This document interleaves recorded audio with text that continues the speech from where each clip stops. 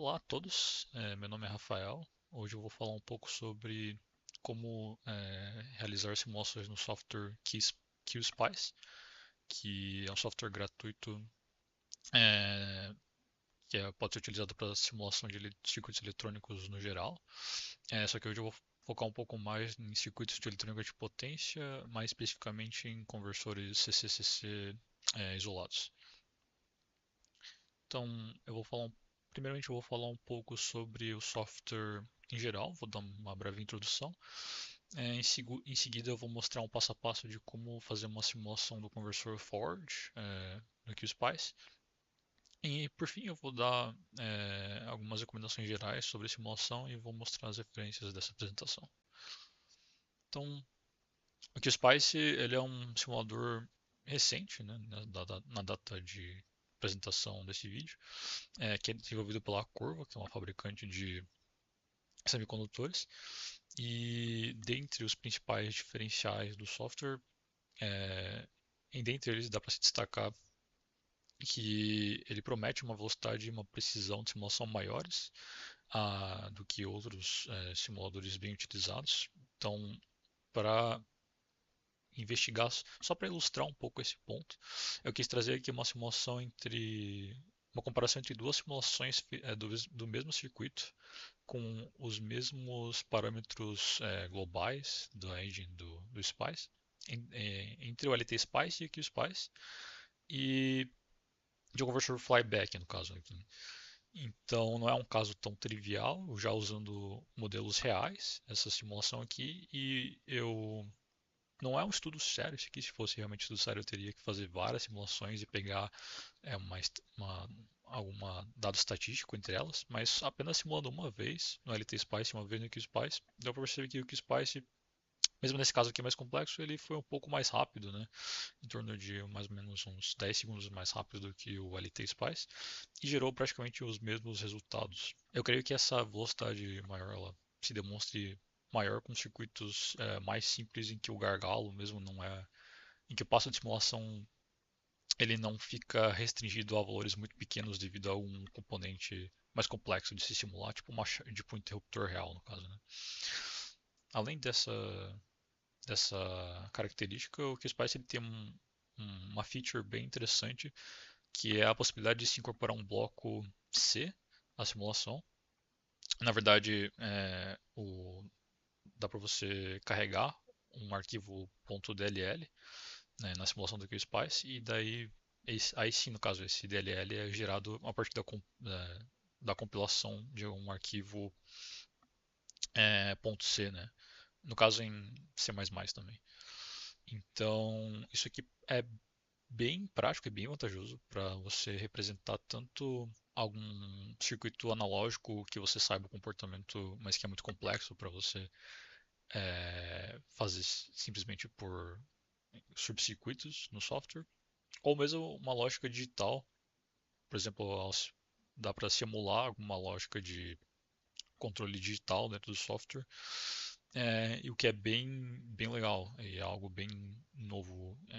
Eu pelo menos não conheço nenhum outro software gratuito que incorpora essa função, então essa é uma vantagem bem legal aqui do software. E aqui eu coloquei só uma imagem de uma simulação que eu mesmo estava utilizando essa, essa feature para realmente emular um controlador digital dentro do QSpice. Agora eu já vou partir para o passo a passo de como simular um conversor forward, que está disposto aqui na figura. Então, um conversor forward que eu vou estar simulando. hum, Existem várias estruturas para o conversor forward, né, mas essa aqui que eu vou estar simulando, então essa é a estrutura que utiliza um enrolamento terciário para se realizar a desmagnetização do transformador principal. E eu vou estar seguindo então com essa topologia aqui. E os parâmetros arbitrários que eu escolhi para a simulação são esses aqui mostrados na tabela. E também depois eu vou mostrar, vou tentar comparar as ondulações de corrente no indutor e de tensão na tensão de saída para ver se elas correspondem, né, com os dados de simulação. Bom, já vamos então partir para o software, né, o que isso faz. eu vou então iniciar. Aqui é a tela do inicial do software. E a primeira coisa que aparece aqui mesmo é um circuito em branco, em que é possível editar. E então, só para uma coisa que dá para fazer no QSpice seria colar uma imagem aqui, e o que é até que bem útil para documentação, né? Então, eu vou então fazer um passo a passo aqui de como montar a simulação do Conversor Ford e ver os resultados dela. É, então, falando de atalhos, um dos atalhos que eu uso bastante é simplesmente apertar espaço. Ele vai centralizar a tela considerando os componentes que foram colocados aqui. E eu vou meio que mostrar o jeito que eu prefiro mexer aqui no software. Meio que para fazer qualquer circuito, mas não precisa ser assim para qualquer um, né? Então, eu só vou colocar aqui. E daí, geralmente quando eu faço algum circuito, eu sempre costumo deixar os parâmetros escritos aqui, como essa diretiva ponto para. Então, para escrever no software, no caso, eu simplesmente posso apertar ponto ou T, né? T ele abre essa caixa de diálogo ali, né? Mas eu posso apertar ponto já e escrever ponto para. Daí ele vai registrar um parâmetro que vai ser considerado na simulação em si. Então eu posso colocar componentes referenciados a esses parâmetros aqui. Uma coisa que eu já vou fazer aqui seria colocar a indutância de magnetização correspondente ao valor de 1 milli, que acho que foi o valor que eu coloquei aqui, 1 milli.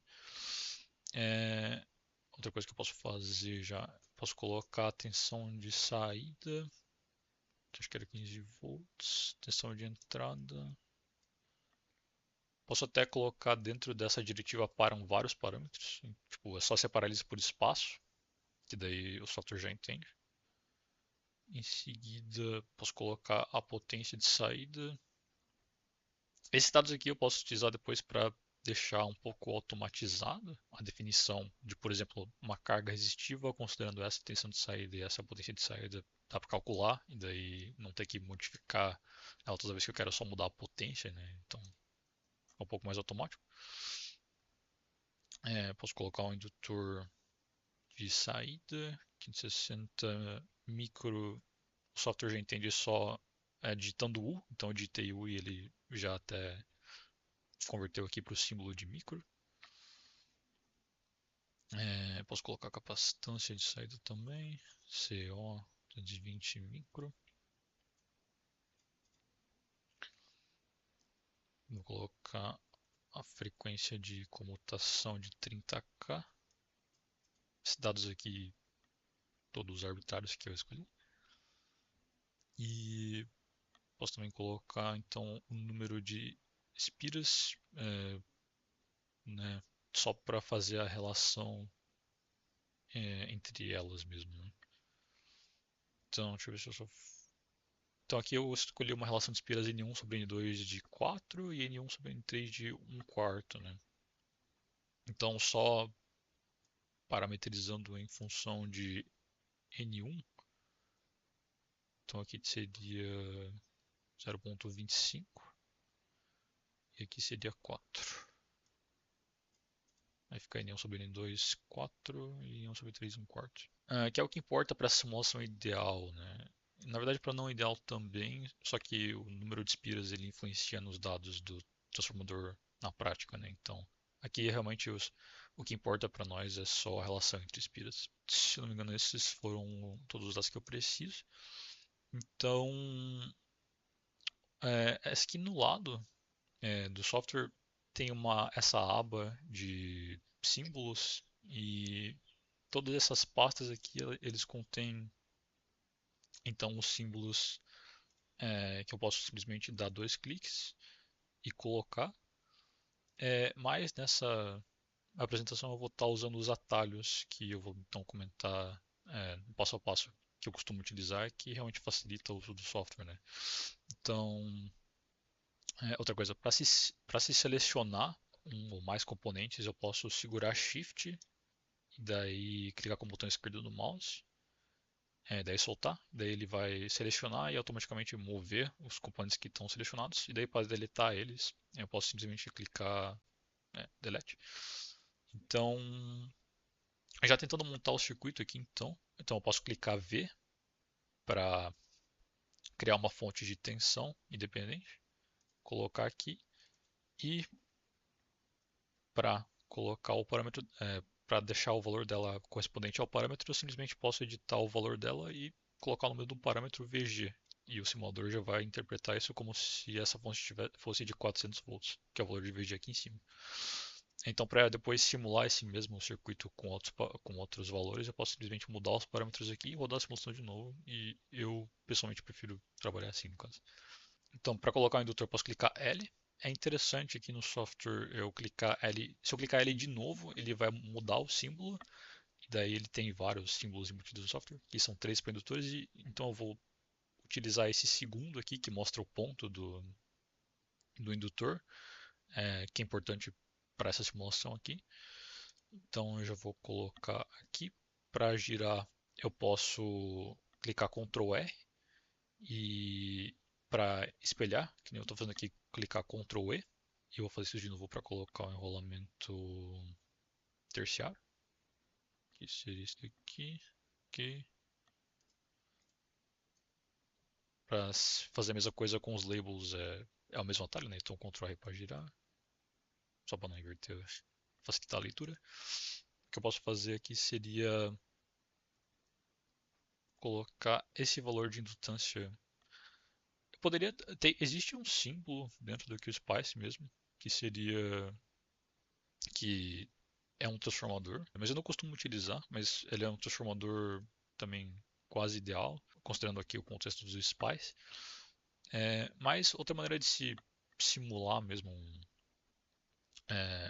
transformador seria através de uma diretiva de acoplamento aqui entre núcleos, né? Então um K, e eu posso daí então escrever K, L1 e os indutores que eu quero acoplar entre si, e por fim o coeficiente de acoplamento entre esses indutores aqui. Se eu seleciono como um, é como se não tivesse dispersão nenhuma. É, uma coisa que é importante saber, não só para o QSPICE, mas para qualquer software no geral, é onde que fica o help, né? Então no QSPICE eu vi aqui em cima no help, e em help documentation ele abre essa janelinha, e daí eu já digitei coupling, que seria acoplamento em inglês, e aqui daí ele já mostra a sintaxe aqui de como se colocar isso no esquemático, né?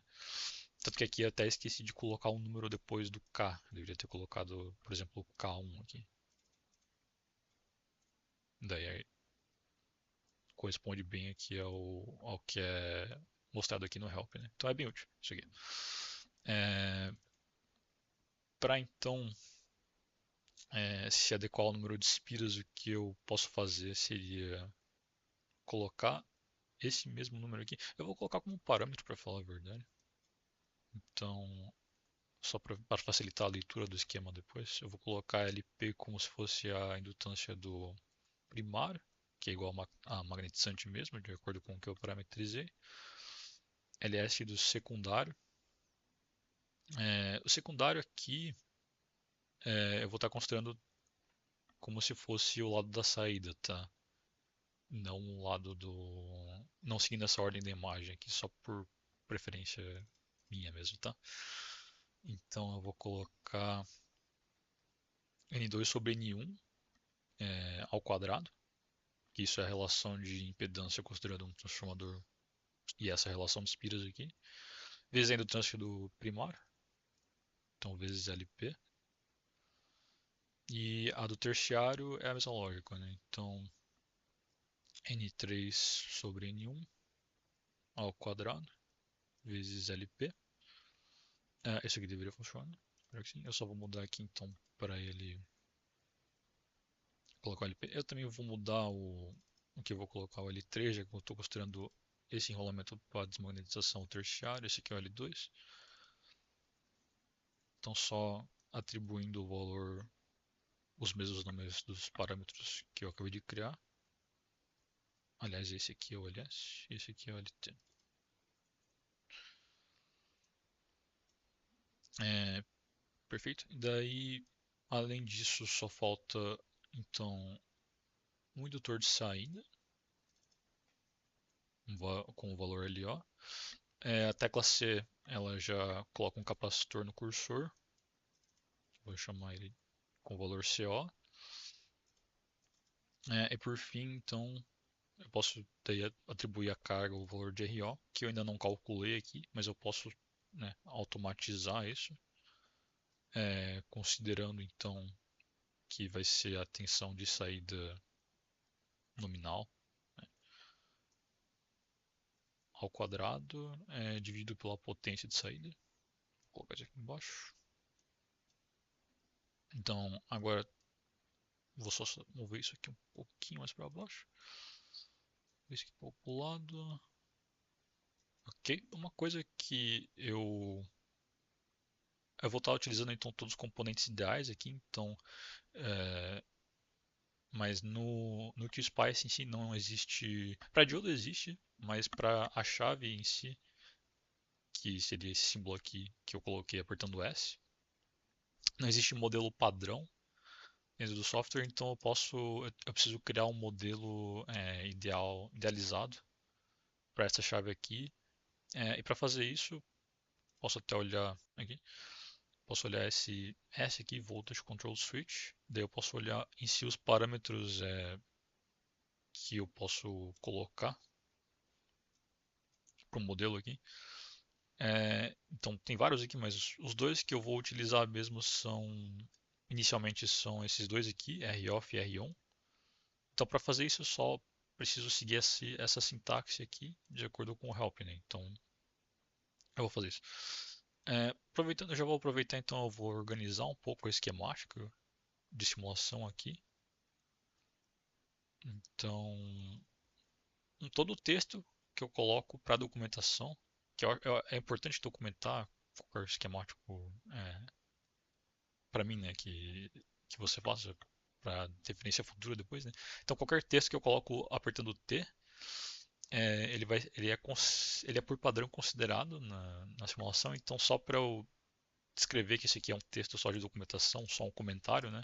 Eu posso clicar com o botão direito e daí só marcar que essa opção aqui, this text is a comment, que daí não vai ser considerado como uma diretiva de simulação, né? Então eu vou colocar aqui só um pouco de texto para documentação. É, e aqui embaixo, então, eu vou seguir a diretiva aqui do help. Então, ponto model s. Agora é o nome do modelo, né? Então, vou colocar SID, como se fosse de ideal. Se não me engano, tem que ser um SW. Deixa eu ver aqui. SW e daí espaço e, e os modelos em si, né? Então eu vou colocar um R-ON de 1 mili e um R-OFF de 10 mega, né? No caso, como aqui é um software de simulação SPICE, fica difícil para se simular com uma resistência on nula e uma resistência off infinita, já que a engine de simulação não consegue interpretar umas componentes ideais assim. Mas o que dá para fazer é chegar perto colocando um valor, né, razoavelmente pequeno para resistência quando a chave conduz e um valor bem alto quando a chave não conduz, né? Então isso é o que dá para fazer para se obter uma simulação mais idealizada possível no SPICE. Eu vou fazer isso para a chave e eu também vou fazer isso para o diodo. Eu vou só então completar aqui, e daí aqui eu só coloco então o modelo idealizado que eu acabei de criar, SID, que é o nome do modelo, e aqui DID para o diodo. Vou colocar esse diodo aqui e vou colocar, deixa eu arrastar um pouco mais para cá. Daí vou só terminar o esquemático, então. Tendo isso, o que falta fazer agora é a parte fácil, que é só ligar os componentes. O atalho para se ligar os componentes em si, né? para colocar o fio, né, o wire, mas é W, né, que é o mesmo atalho do P5, inclusive, se eu não me engano. Então eu só aperto W, aí ligo as partes que eu quero ligar, eu faço as interconexões aqui, seguindo o modelo, né, do conversor Ford. Uma coisa que é padrão de qualquer software SPICE, né, de simulação, seria que sempre tem que ter um nó, uma net, que é escolhida como referência, né? Então, aqui eu vou escolher essa net que seria o menos da fonte de tensão de entrada.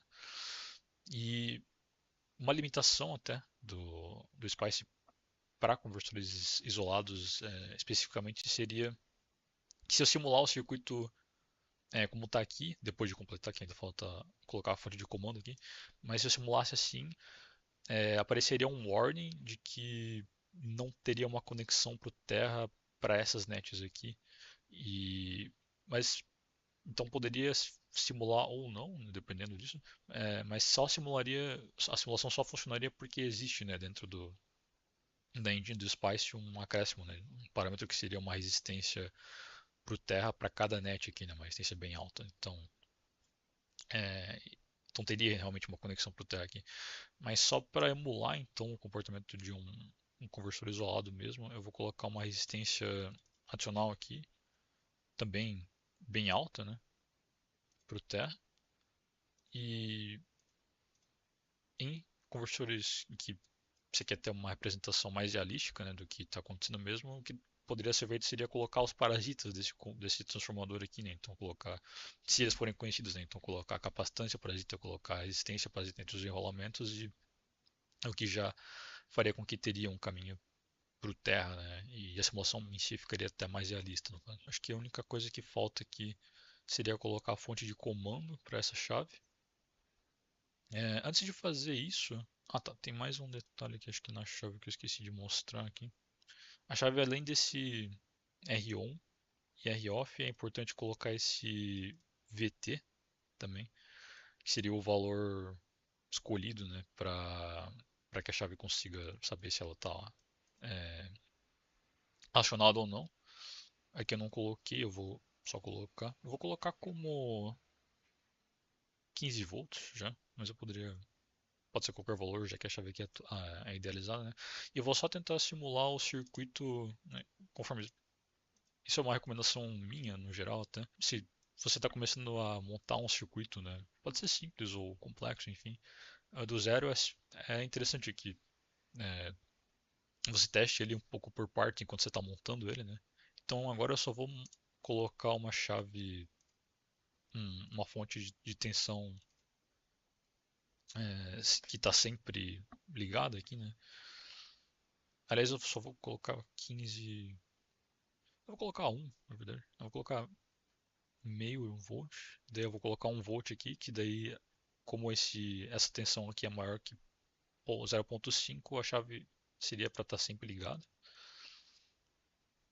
E eu vou ver se o circuito em si ele só funciona, né, no caso, com essas configurações aqui, né.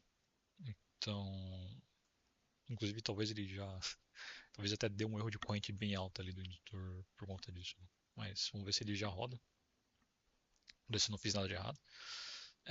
Para você colocar o prompt de simulação do software, eu posso apertar ponto, escrever tran, que seria a simulação transiente, que é o tipo de simulação que eu estou interessado em mostrar hoje aqui. Então, no domínio do tempo. E eu posso então seguir aquela sintaxe mostrada nessa segunda linha aqui, né? Tá ali no azul. Que seria então, primeiro valor é simplesmente ignorado. Aí eu posso colocar o tempo final aqui. Vou colocar 4 sobre fs, 4 períodos. Por enquanto não vai ter chaveamento, mas só para exemplificar mesmo. O tempo em que a partir do qual os dados vão ser salvos. Então, quero salvar todos os dados aqui desde do ponto 0 segundos. E o máximo time step aqui, eu vou colocar 100 vezes 100 vezes menor que o período de simulação, né? Então, 1/100 vezes fs. É, dá para até parametrizar isso no comando de simulação em si. E agora eu vou ver então se vai acontecer algum erro, né? É sempre bom ter esse sanity check. E aqui também realmente aconteceu, né? É... Ah, certo. Então, uma coisa aqui que eu só esqueci de fazer é que como eu especifiquei o VT, eu também preciso especificar o VH, que seria uma tensão de estresse aqui. E para deixar a chave mais idealizada possível, eu vou considerar sem a estresse, então zero aqui. Deixa eu ver se ele vai rodar agora. Provavelmente vai ter uma corrente muito alta aqui, tipo, porque o software ele tenta calcular um ponto inicial para a simulação, considerando que a chave já estaria fechada, e isso resulta numa corrente muito alta, praticamente infinita aqui. Mas o que eu queria verificar mesmo era se o software estava ok, né? Se não tinha nenhum erro nos parâmetros que eu escrevi aqui, um erro de sintaxe, enfim. A gente achou um e aí depois conseguiu simular, então tá ok agora esse sanity check. É algo que eu recomendo fazer para qualquer circuito, enfim, qualquer software que você faz alguma coisa do zero, assim. Então, feito isso, agora só falta colocar o circuito do modulador. Para copiar alguma coisa é só colocar o mouse em cima e clicar Ctrl C. Daí depois Ctrl V ele já vai funcionar. Vai colar o que você copiou. É, eu vou colocar a fonte de comando desse conversor aqui. Primeiramente eu vou testar, vou só simular ele em malha aberta, né? Mas eu vou colocar a fonte de comando de jeito que facilite depois para se simular o comportamento dele em malha fechada. Então eu vou colocar um modulador PWM aqui que vai ter uma net que seria a portadora, uma net que seria então o sinal modulante e um comparador entre esses dois sinais, que daí vai gerar a fonte de comando. E para isso, eu realmente vou precisar achar aqui no lado o componente em si, é esse aqui, seria o Schmidt Trigger, que é um comparador que dá para colocar a regra de esterese, enfim, aqui eu vou utilizar ele como comparador ideal mesmo, o mais ideal possível. É, então, para saber, né, utilizar ele, né, dentro de algum esquemático, né, bem como qualquer outro componente aqui, eu posso também olhar o help. Esse componente aqui ele já está com o modelo pronto, mas para poder utilizar ele dentro desse esquemático, o que eu vou fazer, eu vou alterar alguns parâmetros padrões dele aqui, no caso, né, que estão dispostos nessa tabela aqui, né. Então, ele precisa ter aqui um sinal de enable só para ele funcionar. Então eu vou só colocar uma fonte de 1 volt para fazer isso aqui. E vou usar essa mesma fonte aqui para alimentar e gerar os sinais aqui de referência. Então o tipo de modulação aqui que eu vou só estar usando como exemplo, ele vai considerar uma portadora dente de serra e um sinal modulante constante para gerar uma razão cíclica constante, né? E para fazer isso, então, eu só preciso de duas fontes. É, uma delas eu só vou colocar um valor constante D, que seria a razão cíclica, ou do cycle, que eu acho que eu não coloquei aqui ainda, D. E para esse conversor aqui eu sei que como ele opera no modo de condição contínua, eu posso calcular esse valor aqui, e eu sei que ele equivale a 0,15. Aqui eu deixo D, só coloco, só completo a ligação aqui. E para gerar o sinal dente de serra, nessa simulação aqui eu posso usar o modo pulsado, né, da fonte de tensão independente, em que daí, como o meu duty cycle ele varia de 0 a 1, então eu vou ter uma dente de serra então, que vai de 0 até 1, sem delay, não vou tocar sem delay, e o período em que ela cresce, né, ele vai ser o mais próximo do período possível, menos uma certa tolerância que eu vou precisar colocar como, como tempo de descida, né? Então aqui eu vou estar utilizando um nano. Então ela usa 1 sobre fs, que seria o período menos 1 nano para subir, e 1 nano para descer. T1 posso deixar como 0 e o período 1 sobre fs. E o nome, né? Para colocar uma net em si, eu não coloquei nome de nets ainda. Aliás, eu coloquei um volt aqui, né? Mas eu não falei. Eu posso apertar N e daí então só selecionar em si uma net que eu quero dar nome. Daí aqui eu vou colocar VG. Ops. E aqui eu vou colocar VO. Aqui eu vou colocar S. Eu vou colocar aqui também. Eu vou colocar um delay de um micro aqui. Só pra chave não começar direto ligada. Acho que ela não iria começar mais assim, mas só pra garantir. E daí a simulação, eu imagino que ela vai começar de um valor zerado aqui de corrente. Só pra ver se isso aqui funcionaria. Eu vou colocar o prompt de simulação aqui embaixo também. Tá. Deixa eu só checar se isso aqui funciona. Ok. É, aqui, no caso, provavelmente o erro aqui, e também é algo que eu quero só usar como exemplo aqui também. Provavelmente o que aconteceu seria que, como já tem uma fonte de tensão, é, no caso DC de entrada e os indutores ideais aqui, o software já tentou calcular um ponto DC de operação para o início, mas que já daí isso acarretou numa divergência ali no processo de simulação.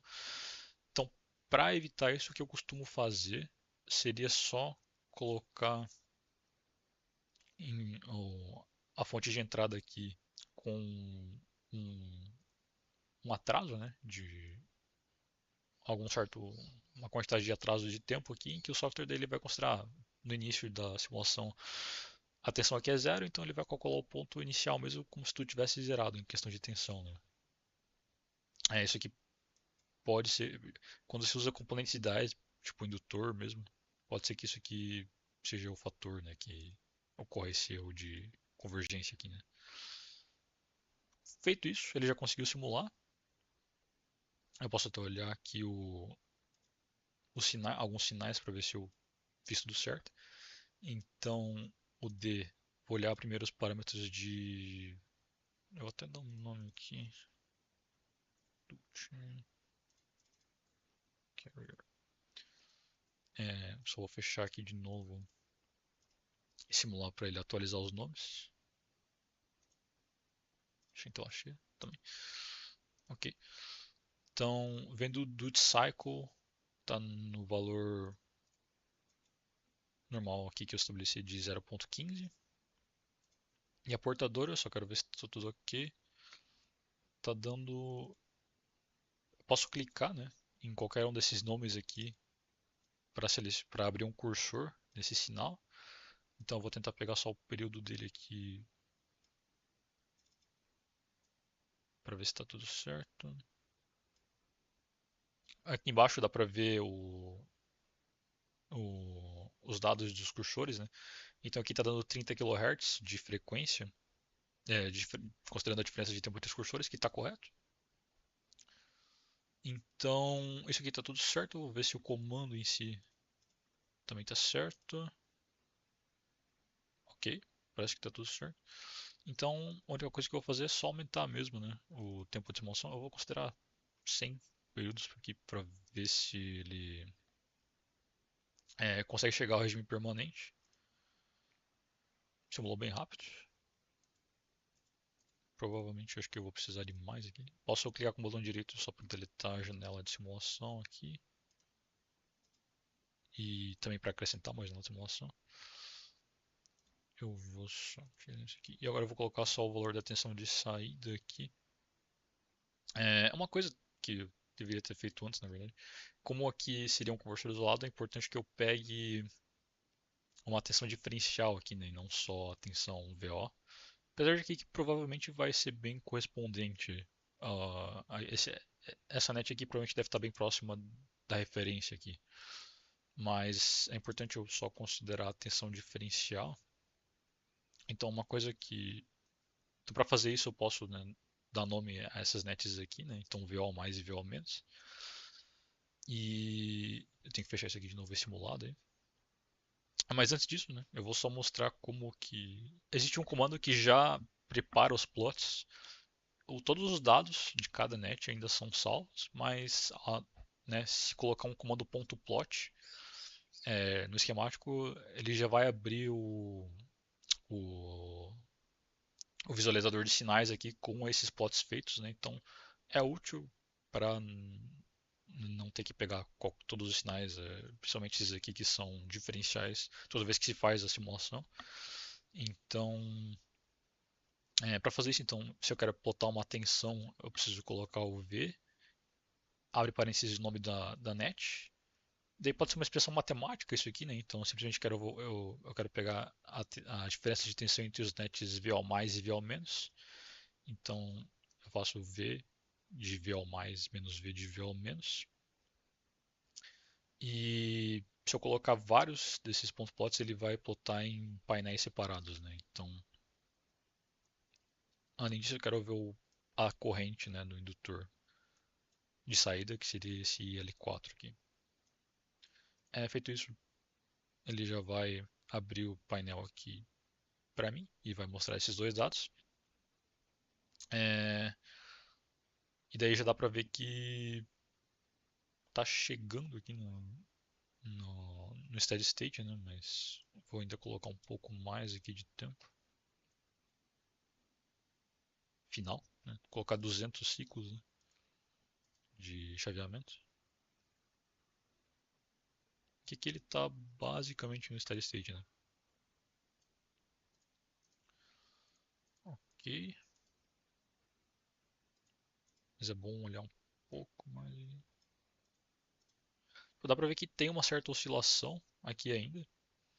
E uma dica também que eu tenho para é, para aumentar a precisão da simulação, é, considerando o QSpice, né? Seria tem um parâmetro nesses tanto no comparador quanto na chave que eu posso colocar que ele chama TTOL.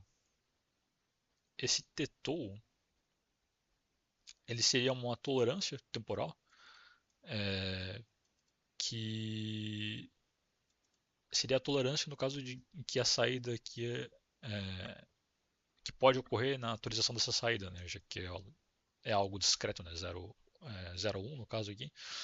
Então aqui por padrão o software ele tem uma tolerância de 1 micro, mas se eu quiser aumentar e daí aumentar a precisão da simulação, eu posso colocar um valor menor, tipo 1 nano.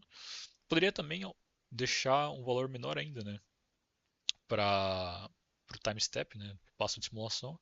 Só que isso tende a aumentar mais o tempo de simulação do que se eu só colocasse esse TTOL aqui, tanto no comparador quanto na chave também, né?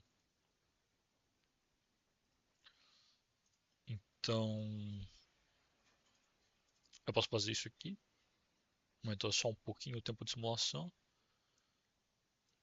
e aqui no caso daí os estados eles já estão bem mais constantes, né? Porque a tolerância, né, o ponto, o instante de tempo que ocorre a comutação mesmo, a troca de comutação no estado da chave, a troca de estado da chave, né, no instante de comutação, uh, é mais preciso, né?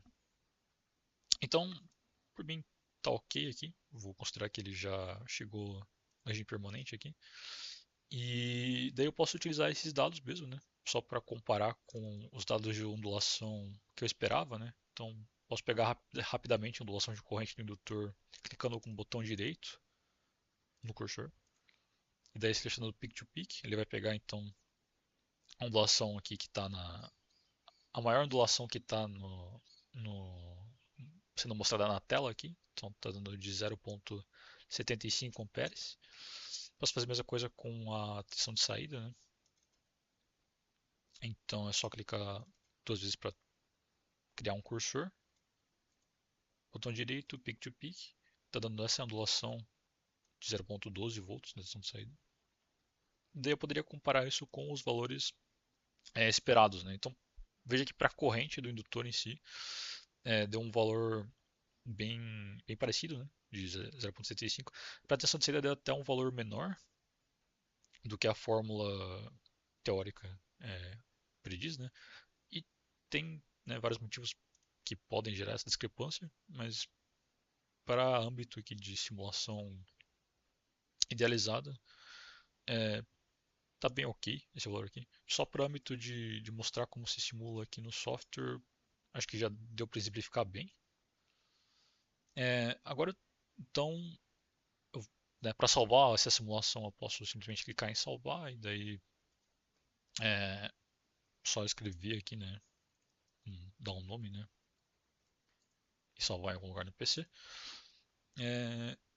Daí tem uma simulação aqui é, bem, até que, né, uma certa documentação parametrizada do conversor Ford ideal, né. Então, só voltando aqui para a apresentação em si, né. Então, a gente conseguiu então verificar que o software então conseguiu conseguiu retornar valores e estados de simulação plausíveis, né, de um conversor Ford idealizado ali. É, aqui só foi uma simulação que eu tinha feito antes e aqui os dados que eles até tinham batido um pouco mais aqui. Possivelmente talvez porque eu usei até uma tolerância ali de né, ao invés de usar um nano ali para fonte de dente de serra, eu usei um pico, né, e uma tolerância menor ainda pro modulador ali. Mas feito isso, né, ainda consegui, ainda deu para pegar resultados bem precisos ali do software. E agora eu só vou mostrar como incluir um modelo de componente no simulador ali. Eu vou estar considerando só a inclusão de um, um componente só, que seria o interruptor. Eu vou estar utilizando então esse componente real, o IKD06, que é um IGBT, para fazer essa simulação aqui, tá bom? Então eu só vou separar o arquivo aqui. É, e só uma coisa que até esqueci de fazer seria só pegar o modelo, né, em si. Sempre que eu preciso incluir um modelo externo, que pode ser encontrado em diversos nas páginas dos sites dos fabricantes, se o modelo existir, eu preciso deixar ele dentro da pasta, na mesma pasta em que o arquivo de simulação que eu estou editando se encontra, né? Então aqui o arquivo vai ser forward real, que ele está aqui, né? Então tem esse ponto .lib, que seria o arquivo do modelo em si da Infineon, na mesma pasta, né? Então, a primeira coisa que eu deveria fazer seria incluir esse, esse arquivo dentro da simulação. Daí para fazer isso eu só preciso usar o nome dele, né? Então eu dou um ponto .inc, o nome dele, incluindo a extensão, que seria um ponto .lib. Uma coisa também que eu preciso saber seria que tipo de subcircuito no Spice modelado aqui. Quase sempre é utilizado esse tipo aqui, que seria o ponto subcircuit, né? E no caso, só isso mesmo que eu preciso saber, né? Então, como aqui é utilizado esse ponto subcircuit, dentro do software do QSpice eu só vou precisar usar um prefixo específico para o componente, né?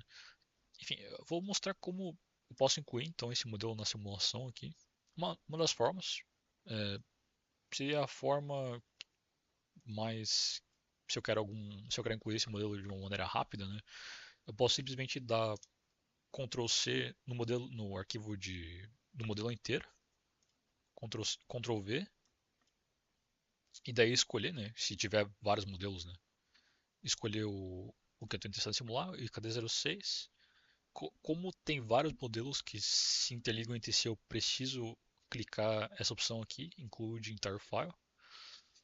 E o QSpice já vai criar automaticamente um símbolo para esse modelo aqui, é, que seria esse aqui. Então dá para fazer assim, só que não fica muito evidente, né, para quem está vendo esse arquivo de simulação, o que seria esse subcircuito, né? Então, uma coisa que daí eu prefiro fazer, e eu até já criei aqui, seria criar um símbolo customizado, né, pro IGBT, é, para um IGBT, né, seguindo o modelo do ponto .txt, né, que seria esse aqui. Então eu já tenho aqui um símbolo criado para um IGBT com um diodo em antiparalelo. Esse símbolo eu posso criar tanto no editor de símbolos, então eu posso vir aqui em File, New no símbolo, daí colocar é, linhas, arcos, enfim, fazer o desenho que eu quiser, né, para fazer o símbolo aqui. Mas a coisa que a única, o mais importante mesmo, né, eu só vou abrir o símbolo mesmo, que seria esse aqui. O mais importante para você linkar o símbolo com o subcircuito seria a ordem dos pinos, considerando a ordem que é mostrada dentro do arquivo do modelo, né? Então aqui tem ponto, subcircuito, o nome do modelo e três letras aqui que representa os pinos do modelo, né? CGE para coletor gate emissor. Esses parâmetros aqui a gente pode ignorar, pode especificar se a gente quiser colocar uma temperatura específica, né, para o modelo, mas eu vou estar ignorando e deixando o valor padrão aqui do software. E o que mais importa mesmo é você deixar os pinos na mesma ordem que eles aparecem aqui. Então aqui tem CGE para coletor gate emissor. Então se eu olhar aqui, o coletor é o pino 0, o gate, o gate é o pino 1, emissor é o pino 2. Então está na mesma ordem que aparece no arquivo do modelo ali.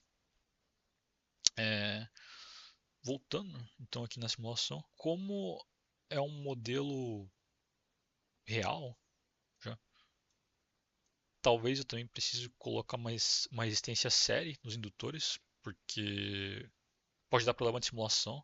Você tem um indutor, principalmente indutor, mas capacitor também, segue a mesma regra, totalmente idealizado, então é sempre bom deixar uma resistência série pequena nesses componentes aqui, que ajuda na convergência.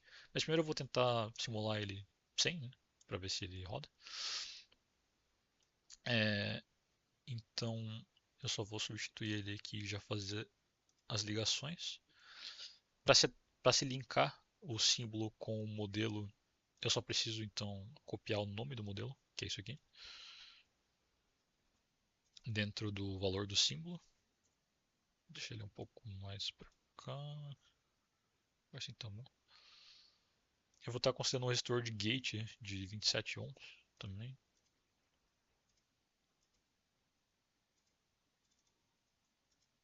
E aqui, comando. É uma chave real, então ela já não pode ser mais acionada com um sinal de 1 volt aqui. Então, para eu arrumar isso aqui, eu posso só copiar essa fonte e vou criar uma fonte de 15 volts, que vai ser a tensão que eu vou estar utilizando para acionar a chave. E daí a única coisa só que eu tenho que alterar mesmo, né, no, nesse componente aqui do Schmitt Trigger, seria esse valor de referência aqui. Então, que eu vou deixar ainda um valor de 0,5 volts para ele estar acionado ali, né? Senão vai ter 1 volt, mas ele esperaria um valor como diz o help aqui, seria a média, né, do VDD mais o VSS, então 7.5 volts, então ele não funcionaria, né? Mas se eu colocar a referência de 0.5 volts, tendo um volt no enable, ele já vai estar funcionando. E com 15 volts de alimentação aqui, essa saída ela vai é, ir, né, de 0 a 15 volts. Mais uma coisa que eu preciso fazer, fazendo o acionamento assim, direto, direto do Schmitt Trigger, né, seria alterar esse valor de resistência R-source, que seria a resistência de saída do Schmitt Trigger. O valor padrão é 100, que é um valor bem relevante, considerando que estou usando um resistor de leite de 27 ohms. Então eu posso alterar esse valor aqui para valer um valor bem mais baixo, tipo 0.1, por exemplo. É, feito isso, seria só simular e ver se, né, tem algum erro aqui. Provavelmente eu devo ter feito só alguma coisa errada, que a tensão de saída está bem baixa. Então eu vou dar uma checada para ver se está tudo certo aí. Ah, tá. Eu achei. O comando ainda está dando 1 volt, né?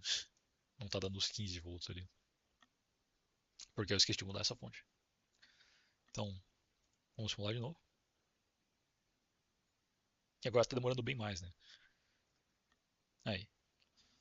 Então, né?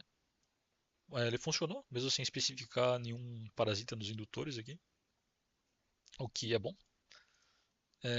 E a gente pode ver até aqui que deu resultados bem. Resultados um pouco diferentes, né, do que a simulação ideal. Como não tem controle para deixar a tensão de saída bem cravada, né, no nível médio nos 15 volts, eu precisaria ir atualizando iterativamente a razão cíclica aqui, considerando já que a chave não é a mais ideal, existe uma queda de tensão é, dada pela chave. Então, essa não idealidade já altera um pouco o ponto de operação e o modo de como o circuito funciona no geral. Mas veja que mesmo com isso já dá um resultado bem próximo do que eu queria ver, que seria 15 volts na saída, com um certo ripple aqui, um pouco maior agora, de 0.14 milivolts aqui no caso. É, e uma ondulação de tensão no indutor de saída um pouco maior, até de 0.86 amperes agora. Posso também até, agora que eu estou usando uma chave real, né, olhar alguns parâmetros aqui. Por exemplo, esse VN04, né, eu vou até colocar um colocar um C de coletor, ou não, vou colocar um VS para atenção na chave. Só vou até simular de novo.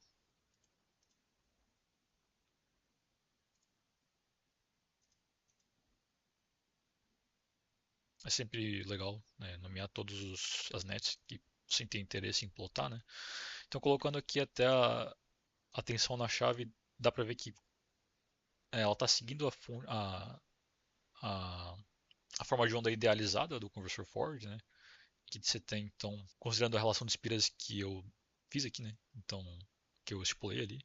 Então, até nesse período aqui de maior tensão seria a tensão de saída, mais a relação de espiras, considerando a do terciário aqui.